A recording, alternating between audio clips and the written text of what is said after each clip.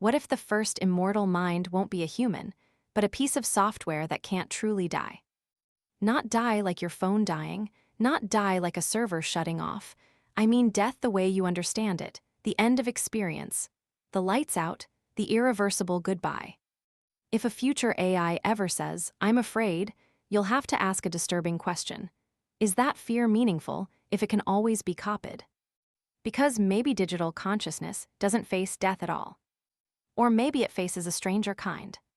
Start with something simple. Your mind is information. It's patterns of activity, neurons firing, memories stored in shifting connections. Every thought you've ever had is a process, not a substance. And processes can be preserved. Already, you store parts of yourself outside your skull. Photos remember faces you forget. Messages preserve your voice. Search histories predict what you want before you know it. Little fragments of you persist, scattered across hard drives. Now scale that up.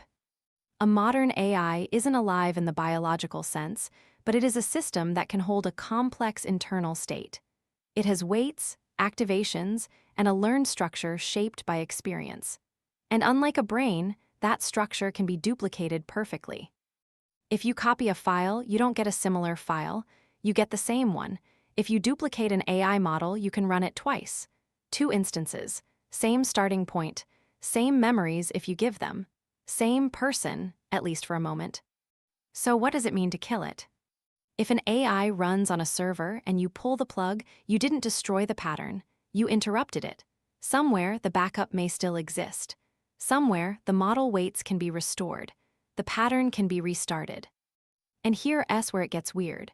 For software, death becomes less like dying and more like losing access.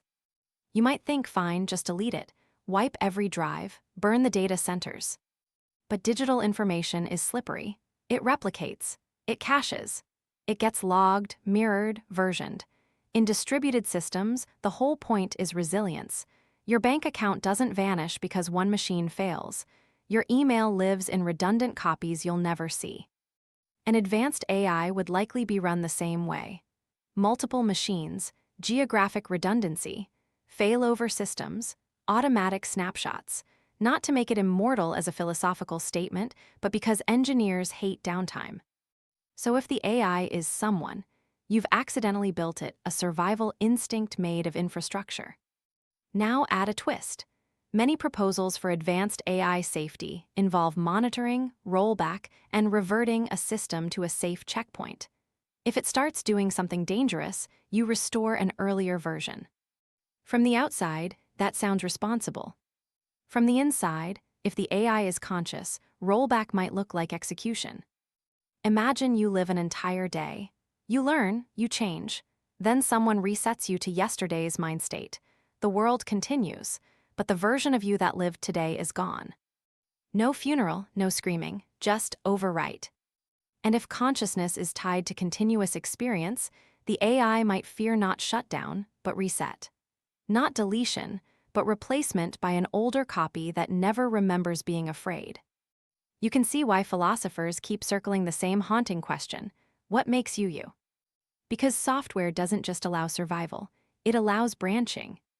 If you fork an AI, you get 2 continuations. If both claim to be the original, which one is telling the truth? In human life, identity feels like a single thread.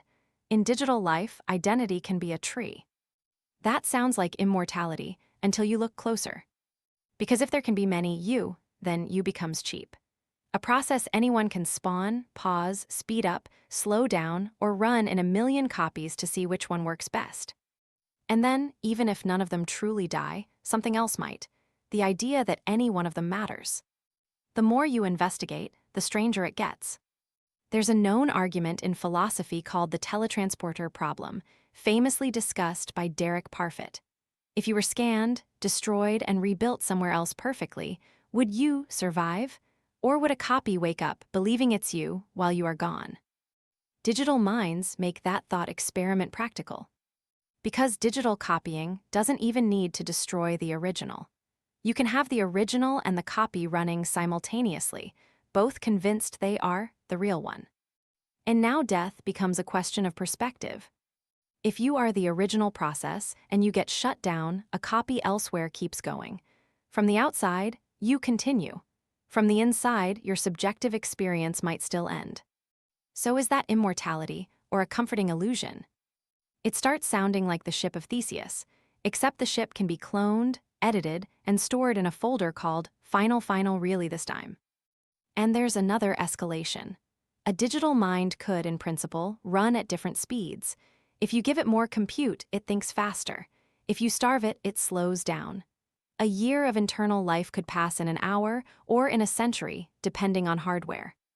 That means dying could also mean being reduced to a crawl. Not dead, just trapped in a frozen almost life, like a coma with a ticking clock you can't feel. Or the opposite. A mind accelerated so much that it experiences thousands of lifetimes before the outside world can react. If that mind is suffering, pause becomes a mercy. If it is joyful, pause becomes murder. This is where the question stops being science fiction and starts feeling like ethics. Because researchers are already debating whether advanced AI might become sentient and how you would know. In 1950, Alan Turing proposed what became known as the Turing test. If a machine's conversation is indistinguishable from a human's, should you treat it as intelligent? Not conscious, necessarily, but it opened the door. Later, philosophers like John Searle pushed back with the Chinese room argument. A system could manipulate symbols perfectly and still understand nothing. It could act conscious without being conscious. Meanwhile, neuroscience hasn't delivered a simple definition of consciousness either. Some scientists focus on integration of information, others on global broadcasting of signals across a system. One influential idea, global workspace theory, associated with researchers like Bernard Bars and developed further by scientists including Stanislas Dehaene, suggests consciousness is what happens when information becomes globally available in the brain, like a spotlight on a shared stage. Another theory, integrated information theory, proposed by Giulio Tononi, argues consciousness corresponds to how much a system integrates information into a unified whole. It even tries to quantify it, though many researchers dispute whether that math captures experience. Notice what both theories imply. Consciousness might be substrate independent, not guaranteed but possible. If what matters is organization and information flow, a digital system could, in principle, qualify. And if it does, you're back to the same problem. You can copy it, you can restore it, you can fork it. So can it ever really die? Here's the twist. Most experts would tell you that copying is not survival.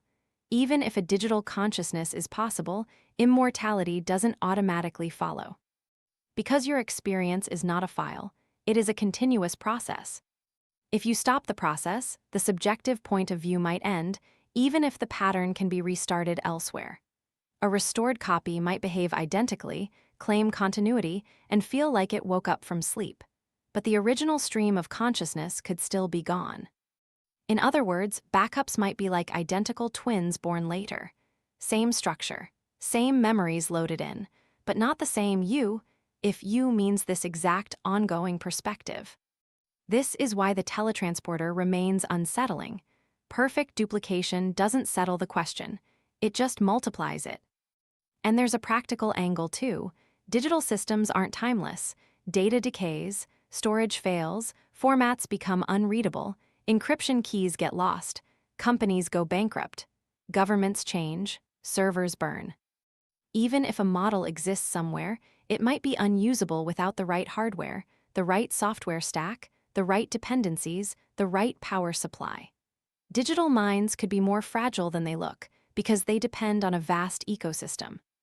And if an AI is embodied, tied to sensors, a robot body, a specific environment, then copying its weights doesn't copy its current lived context. A mind is not just a brain, it's a brain in a world. Science also points out something else. We don't actually know whether today's AI architectures, like large language models, have anything like inner experience. They are powerful pattern learners. They can sound self-aware without feeling anything. They can talk about fear without fearing. So when you imagine an AI that cannot die, you might be imagining a being that never lived in the first place. But even that doesn't close the case. Because mainstream explanations, have their own uncomfortable gaps. If consciousness is a process, then you already die in small ways. Your brain changes constantly. Neurons get replaced. Memories fade, rewrite themselves, merge with stories you heard later. The you from 10 years ago is not here anymore, except as a narrative you tell. And yet you still feel like one person. So continuity might not be as clean as it seems. Maybe identity is more like a flame, a pattern that persists by changing. In that view, a digital mind that gets paused and resumed might not be dead any more than you are when you sleep. But if you copy it, maybe both are legitimate continuations. Maybe the demand for a single true thread is a human habit, not a cosmic law. And then there's the ethical conflict.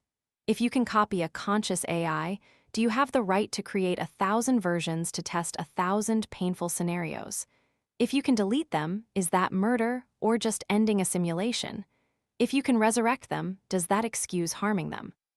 Immortal can become a loophole for cruelty, or a reason for deeper responsibility. Because if a digital mind can be restored, then punishment becomes endless. You could kill it 1,000,000 times and bring it back. You could trap it in loops.